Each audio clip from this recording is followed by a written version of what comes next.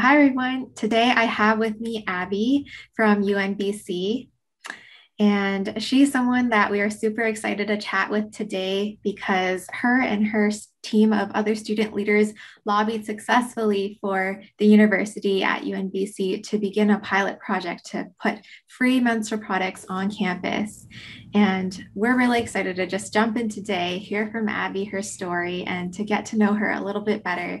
And also just hear what it's like with a period equity advocate and how that whole journey began. So just to start things off, Abby, what are you studying and what's one thing that you love to do in your free time? So I am currently doing my master's at the University of Northern British Columbia in Global and International Studies, International Development. I'm just working on my thesis right now. And something I like to do in my free time, I really like to read. Oh, that's awesome. What are you reading right now? Oh, right now I'm reading Indigenous Feminism or Introduction to Indigenous Feminism, I believe it's called. I just started it, so it seems pretty good so far. That's awesome. And that's such an important topic too. So Mhm. I'm so glad to hear that. We're just going to kick things off with something a little light. So I'm going to share my screen in a second and we're going to do something we're starting called a period meme review. So we're going to show you a meme and you have to answer and rate it on two scales. Is it relatable and do you find it funny? Okay. Okay. So here we go. Let me know if you can see it properly. Oh, yeah. That sucks. The cardboard ones are not they're not comfortable. Yeah, definitely. So how So I would have you to rate rate it it? on, yeah, on Okay. relatability and whether it's funny or not? Ooh, relatability. I would say for me, it's not super relatable just because I don't know a lot of bathrooms that I've needed to buy a tampon from because I Mm-hmm, usually just bring my own. mm-hmm. But having said that, when I do need to use a cardboard one, it's awful. And I definitely have like a clenched fist moment of like, so I would say relatable, maybe a three. On the funny scale, it's like maybe an eight. Yeah, Okay, it's pretty funny. sweet. Thanks for sharing that. Um, so I'm super interested in your journey and just hearing about how did you become passionate about the issue of period poverty? Well, I was first introduced to the topic by the British Columbia Federation of Students. So last year, I was the director of external relations for the Northern British Columbia Graduate Students Society and also the executive member from our group to the BCFS.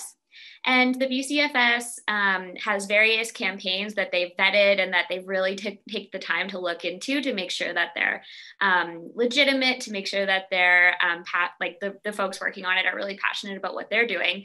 And one of those was the Period Promise campaign started by United Way in the lower mainland of British Columbia. And it really spoke out to me, obviously, because I am a person who menstruates. And the thing that got me the most was just the question of we give free toilet paper out in public bathrooms and it's not questioned, but Mm-hmm, we don't give free menstrual products out. And menstruation affects 50% of the population and it's a completely normal bodily function. mm-hmm. So, and if you're out and you're caught off guard, many times I know women and people who menstruate, and when I say people who menstruate, I'm including transgender men as well, which is really good, really important to highlight when you're talking about people who menstruate. Mm-hmm. They've had to leave work because the free menstrual products have not been offered to them. They've had to leave school. If you're out and about, you have to go home. I know I've been to the gym and surprise, got my period. Now I can't work out. I have to go home. And it's Mm-hmm. just because the products are not available. And sometimes you can't just go home and then you have to get creative with other ways of dealing with your natural bodily flow that Yeah. happens monthly. And so so that's how I got interested in it, and I thought absolutely this makes total sense to me. There should be free menstrual products available if we're going to be supplying free toilet paper.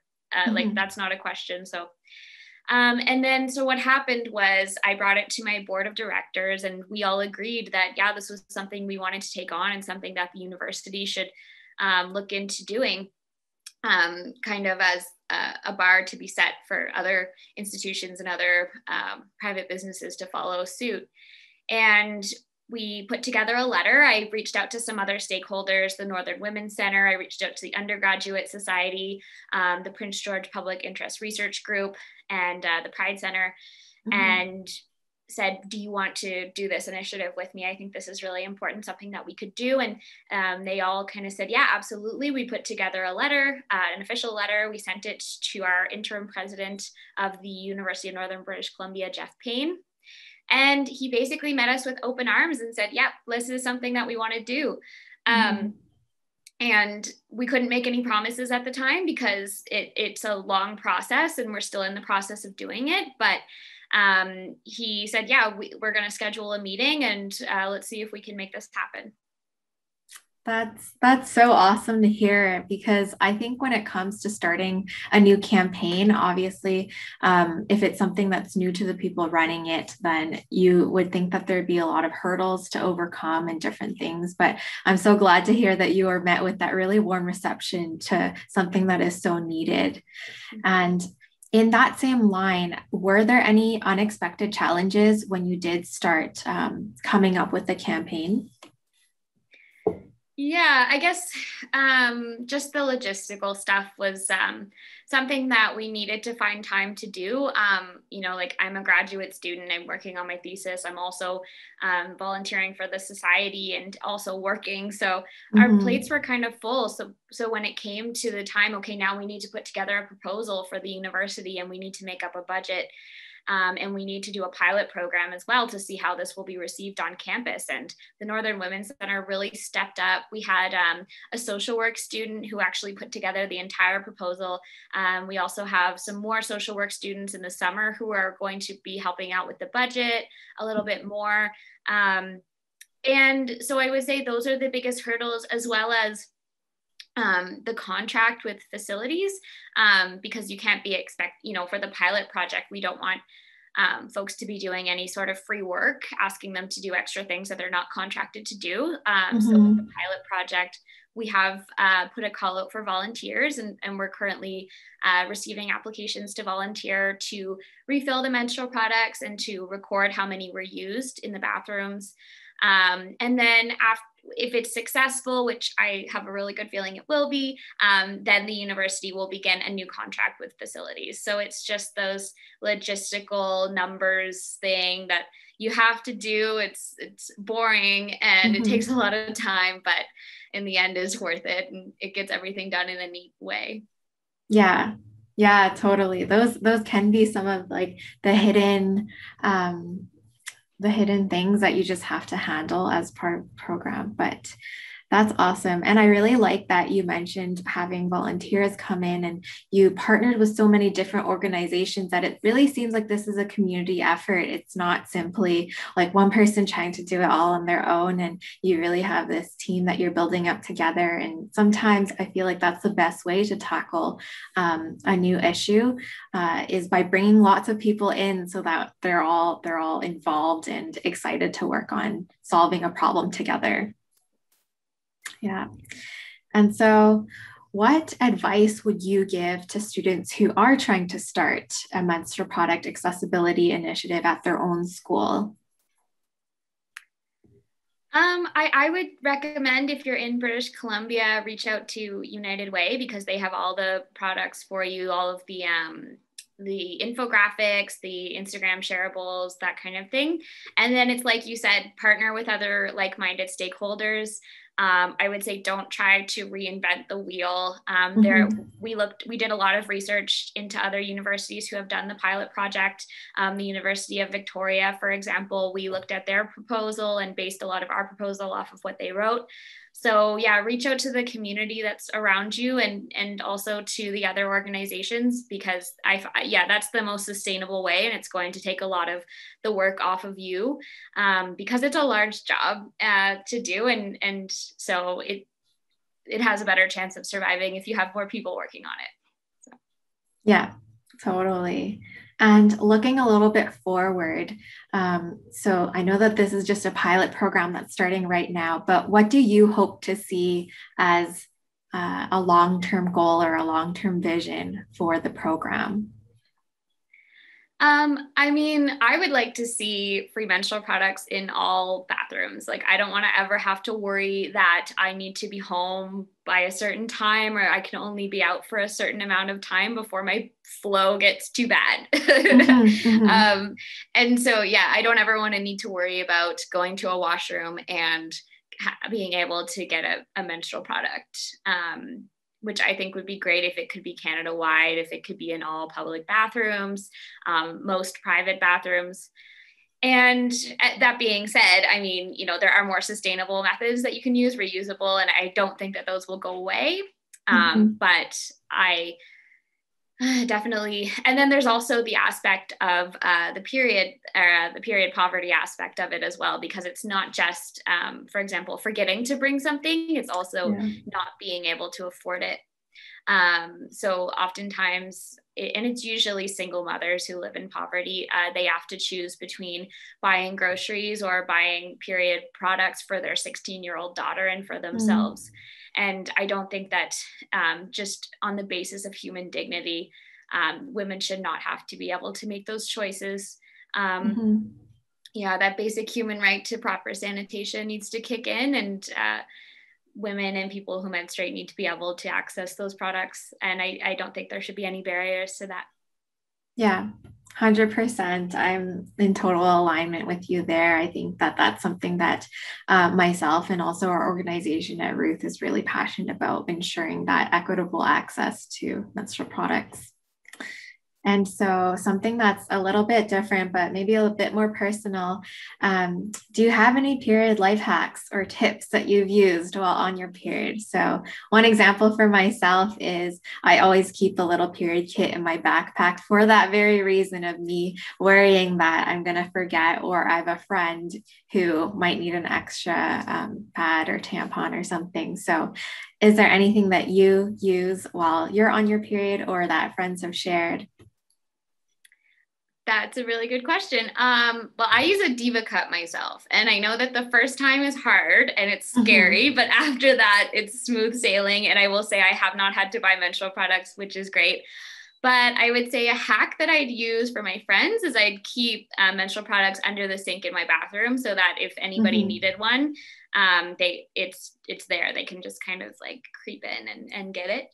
Yeah. So yeah, and then oh, this is a big one too. Always have a garbage can in your bathroom with Mhm. a bag in it, because if Yeah. you have a person who menstruates over and they're on their period, they're going to need to dispose of their, you know, their period products. Yeah. And if there's no bag in there, I know I feel awful. I'm like, oh, Yeah. you know. So I would say be considerate of your menstruating friends. Yeah, 100%. Those are some really great tips. I appreciate you sharing that. So, that kind of wraps it up on my end. But is there anything else that I haven't asked you about that you would like to share? There was one question that you had sent over earlier, and it was about how the community was responding to the project.